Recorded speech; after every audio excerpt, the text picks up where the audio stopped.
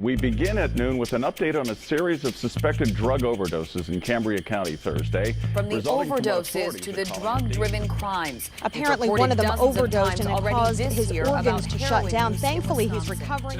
In the beginning, it was, oh, you know, this is a thing that I'll do maybe once a month, every few weeks. I started messing around with prescription pills that I found in my house. Get high before school, get high at school, get high after school. I had several, 3, 4, 5 friends who died of overdoses.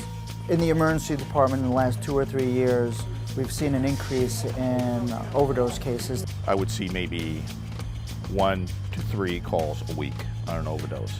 Recently, I was doing 4 to 5 a day. The rate of overdose deaths has gone from about 400 a year in the United States to this past year over 40,000. And just about every one of those was a high school student. The biggest thing I've seen that really, for a lot of people, turns them from, you know, maybe you're smoking a little too much pot into, okay, now you're an addict, is painkillers and benzos and the pills. We know what started the epidemic of overdose deaths. It was the isolation and creation of synthetic opiate medications. Basically, as these medicines, and they have many brand names, Percocet, Rococet, oxycodone, hydrocodone, and Vicodin is one of the most popular ones. As those prescriptions became more and more legally available to adults mostly, there was a filtering down process where they were then accessed by young adults and adults either who were not prescribed the medicines or who misused the medicines or mixed them with alcohol.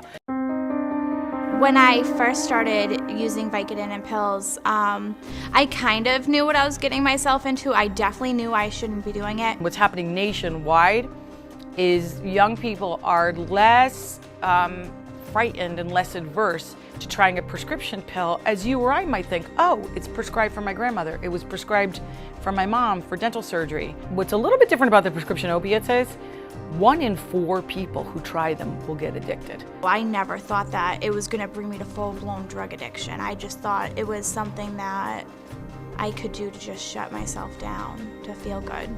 Somehow there's not that link made that, like, these are actually drugs, you know? In the brain, there are receptors for opiates, and the receptors for opiates not only deaden pain, but they also deaden responsiveness. They deaden the areas of the brain that are responsible for breathing. So the opiate hits those receptors in the brain, and that basically tells the brain to relax and decreases the stimulation of the brain to allow the body to breathe. The brain essentially begins to shut down.